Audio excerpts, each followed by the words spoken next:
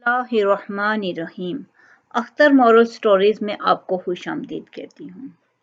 आज मैं आपको हज़रत होला बिनते सालबा रज़ी अल्लाह ताला अन्हा का मकाम के बारे में कुछ बताऊंगी। हज़रत उमर का दौर था। एक औरत अपने हाथ में लाठी लिए रास्ता ढूंढ रही थी। वो ज़माने की मुसीबतों की मारी हुई थी। इसने हज़रत उमर बिन खत्ताब रज़ी अल्लाह ताला अन्हो को, जो लोगों के दरमियान खड़े थे, उन्हें रोका, उन्हें एक तरफ ले गई। हज़रत उमर रज़ी अल्लाह ताला अन्हो इसके करीब हुए, इसके कंधे पर हाथ रखा और अपने कान इसकी तरफ लगाए। हज़रत उमर रज़ी अल्लाह ताला अन्हो ने काफ़ी देर तक इसकी नहीफ आवाज़ की तरफ कान लगाए रखे और इस वक्त तक इंसराफ नहीं किया जब तक कि इसकी ज़रूरत को पूरा नहीं फरमा दिया।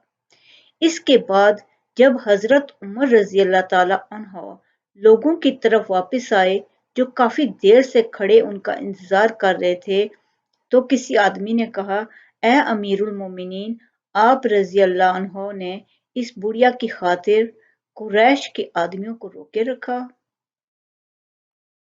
हज़रत उमर रज़ी अल्लाह ताला अन्हो ने फरमाया कि तेरा नाज हो, जानते हो कि ये बुढ़िया कौन थी? इस आदमी ने कहा, नहीं, मैं नहीं जानता। हज़रत उमर रज़ी अल्लाह ताला अन्हो ने फरमाया, ये वो खातून हैं जिनका शिकवा अल्लाह ताला ने 7वें आसमान के ऊपर सुना।